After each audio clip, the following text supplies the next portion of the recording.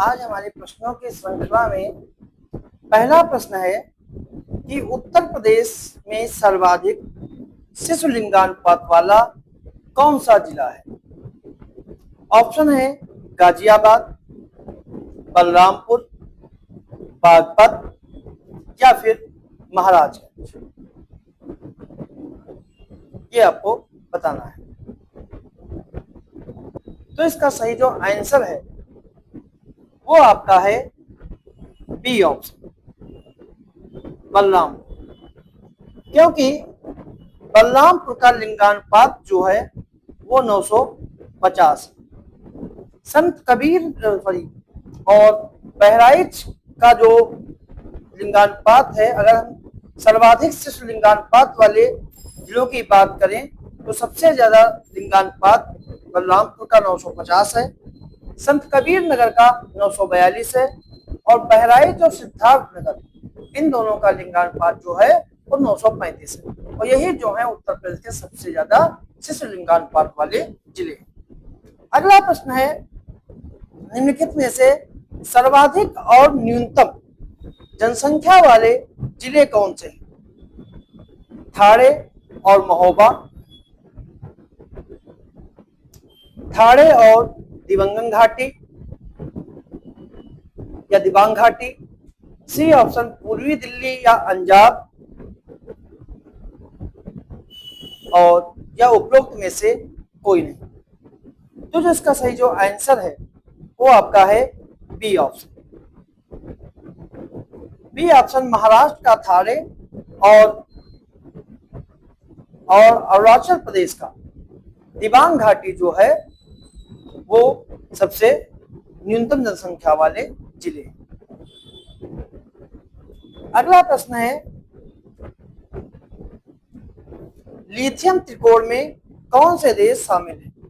Chilli, Argentina, Peru, Bolivia और Uruguay. तो इसमें कौन से सही है? 1 2 3 4, 1 3 5, 1 3 4 5 या 2 3 4। तो जो इसका सही जो आंसर है वो है बी ऑप्शन 1 3 5। लिथियम त्रिकोण जो है वो दक्षिण अमेरिका महाद्वीप में स्थित है और यह चिली, अर्जेंटीना और बोल्विया ये 3 देश जो हैं वो इसी को लिथियम त्रिकोण कहा जाता है। अगला प्रश्न है, भारत में किस राज्य में जन्म दर सबसे ज्यादा है? नागालैंड, बिहार, केरल या फिर राजस्थान। तो जिसका सही जो आंसर है वो आपका है बी ऑप्शन, बिहार। अगर देश की जन्म दर की बात की जाए राष्ट्रीय स्तर पर, तो राष्ट्रीय स्तर पर जन्म दर जो भारत की जो है वो है 19.5। और अगर राज्यों की बात करें तो बिहार की है 25.5, उत्तर प्रदेश की है 25.1, मध्य प्रदेश की है 24.1 और राजस्थान की है 23.5। ये सर्वाधिक जन्म दर वाले राज्य।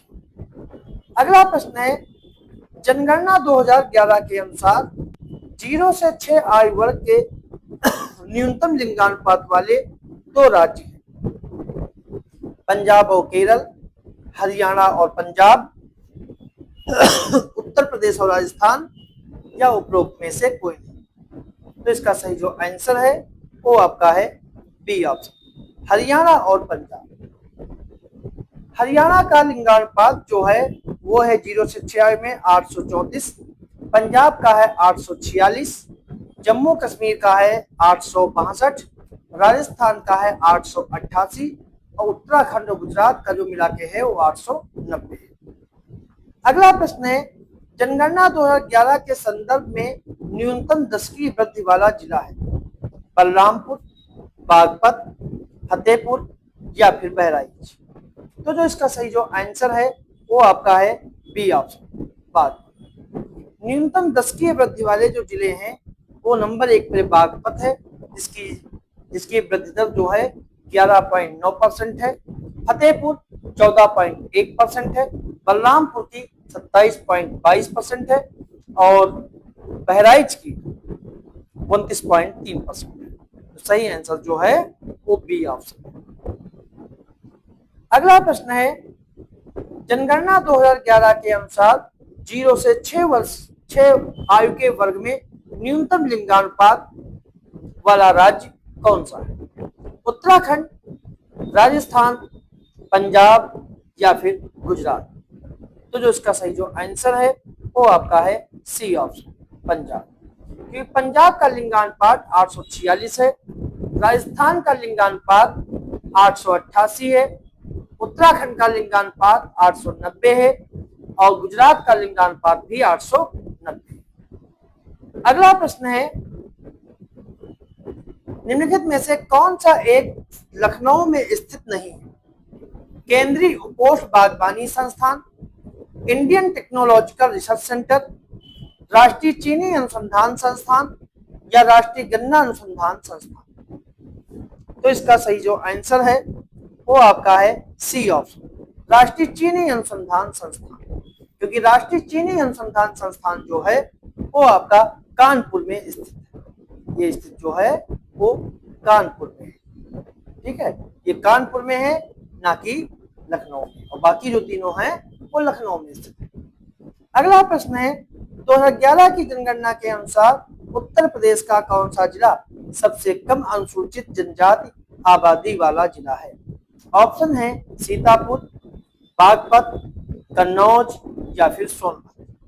तो जो इसका सही जो आंसर है वो आपका है बी ऑप्शन, बागपत। क्योंकि 2011 की जनगणना के अनुसार उत्तर प्रदेश का बागपत जिला सबसे कम तथा सोनभद्र सबसे अधिक अनुसूचित जनजाति आबादी वाला जिला है। और उत्तर प्रदेश में अनुसूचित जनजाति का परसेंट जो है वो 0.6% है। ये जनजाति का हिस्सा है उत्तर प्रदेश में। अगला प्रश्न है, उत्तर प्रदेश के निम्नलिखित में से किस जिले की सीमा बिहार राज्य से नहीं लगती? सिद्धार्थनगर, सोनभद्र, बलिया और चंदौली? तो जो इसका सही जो आंसर है वो आपका है ए ऑप्शन, सिद्धार्थनगर। क्योंकि उत्तर प्रदेश के 7 जिलों की सीमा बिहार राज्य से लगती है, जिसमें महाराजनगर, कुशीनगर, देवरिया, बलिया, गाजीपुर, चंदौली, सोनभद्र और सिद्धार्थनगर की सीमा जो है उत्तर प्रदेश बिहार राज्य से नहीं छोड़ती। अगला प्रश्न है, उत्तर प्रदेश के ऊंचाई वाले भागों में पाई जाने वाली प्राचीनतम जलोढ़ मिट्टी को क्या कहते हैं? मार मिट्टी, भूर मृदा, राह मृदा या फिर क्लास मृदा? तो जिसका सही जो आंसर है वो आपका है सी ऑप्शन, राह मृदा। अगला प्रश्न है, 2001 और 2011 की अवधि में जनघनत्व में कितने व्यक्ति वर्ग किलोमीटर की वृद्धि दर्ज की गई है? 50 व्यक्ति पर वर्ग किलोमीटर, 55 व्यक्ति पर वर्ग किलोमीटर, 60 व्यक्ति पर वर्ग किलोमीटर, 57 व्यक्ति पर वर्ग किलोमीटर? इसका सही जो आंसर है वो आपका है डी ऑप्शन, 57 व्यक्ति वर्ग किलोमीटर। अगला प्रश्न है, 2011 की जनगणना के अनुसार निम्नलिखित में से राज्यों में किसका जनघनत्व अधिक है? ऑप्शन है त्रिपुरा, ये त्रिपुरा लिखा हुआ है, त्रिपुरा, मणिपुर, मेघालय या नागालैंड? तो जो इसका सही जो आंसर है वो आपका है ए ऑप्शन, मतलब त्रिपुरा। त्रिपुरा का जनघनत्व जो है पूर्वोत्तर राज्यों में सबसे अधिक है। त्रिपुरा का जनघनत्व 350 है, मणिपुर का 128 है, मेघालय का 132 है और नागालैंड का 119 है।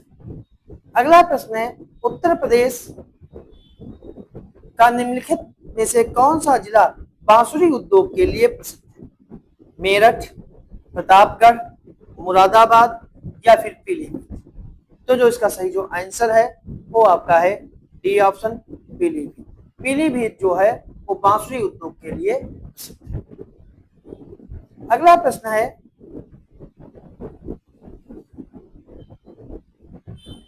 निम्नलिखित में से किस महाजनपद का विस्तार वर्तमान में कुशीनगर और देवरिया के आसपास था? ऑप्शन है सूरसेन, कौशल, मल्ल या कुरु। तो इसका सही जो आंसर है वो आपका है सी ऑप्शन, मल्ल।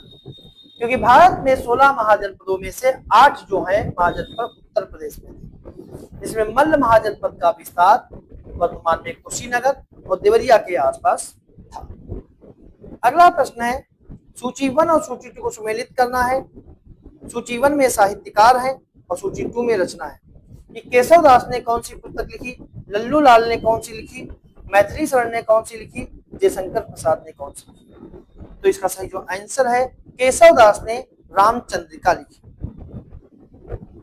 लल्लू लाल ने प्रेम सागर लिखी, मैथिली शरण गुप्त ने भारत भारती लिखी, जयशंकर प्रसाद ने कामायनी लिखी।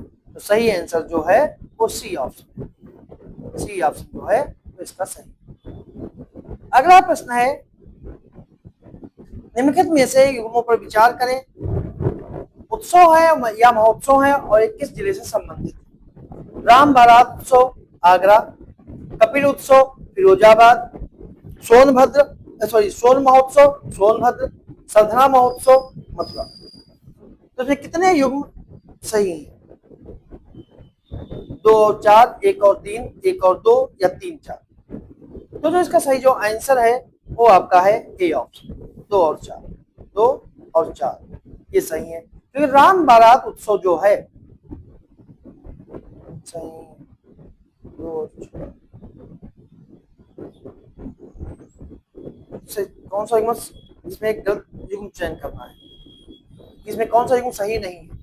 तो राम बारात उत्सव जो है, राम बारात उत्सव आगरा में ही है और सोन महोत्सव ये सोनभद्र में है। कपिल उत्सव जो है ये फर्रुखाबाद में है और सरधना महोत्सव जो है ये मेरठ में है। इसलिए इसका जो है ए ऑप्शन सही है, क्योंकि इसमें पूछ रहा है कौन सा कथन गलत है। तो 2 और 4 जो है वो गलत है। अगला प्रश्न है, राष्ट्रीय डॉल्फिन दिवस कब मनाते हैं। 5 अक्टूबर को, 17 अक्टूबर को, 12 अगस्त को या 29 जुलाई। तो जो इसका सही जो आंसर है वो आपका है 5 अक्टूबर। सही आंसर है ए ऑप्शन, 5 अक्टूबर को डॉल्फिन दिवस मनाते हैं। अगला प्रश्न है, जनगणना 2011 के अनुसार अनुसूचित जनजाति के संदर्भ में विचार करना है कि अनुसूचित जनजाति की कुल जनसंख्या भारत की कुल जनसंख्या का 8.6% है और कुल जनसंख्या का 1.09% भाग उत्तर प्रदेश में निवास करता है। तो कौन सा कथन सही है? केवल 2, दोनों, केवल 1 या ना तो 1 ना ही। तो इसका सही जो आंसर है आपका बी ऑप्शन, इसके दोनों कथन जो हैं सही। अगला प्रश्न है, एक जनपद एक उत्पाद के संदर्भ में बताना है कि बलिया का क्या है, पीलीभीत का क्या है, बिजनौर का क्या है, अमेठी का क्या है। तो अगर बलिया की बात करें तो बलिया के उत्पाद जो है वो बिंदी है, पीलीभीत की बांसुरी है, बिजनौर की काष्ठ कला है और अमेठी की मूंज उत्पाद है। तो सही आंसर जो है वो बी ऑप्शन। अगला प्रश्न है कि सूची 1 और सूची 2 को सुमेलित करना है। नदी और नगर कि गंगा के किनारे कौन सा शहर है, केन के किनारे कौन सा शहर है, बेतवा के किनारे कौन सा शहर है, राप्ती के किनारे कौन सा शहर है। तो गंगा नदी के किनारे जो है, गंगा नदी के किनारे जो शहर है वो है बिजनौर, केन के किनारे बांदा, बेतवा के किनारे हमीरपुर और राप्ती के किनारे बोरन। तो सही आंसर जो है वो बी ऑप्शन। तो ये थे हमारे आज के कुछ महत्वपूर्ण प्रश्न।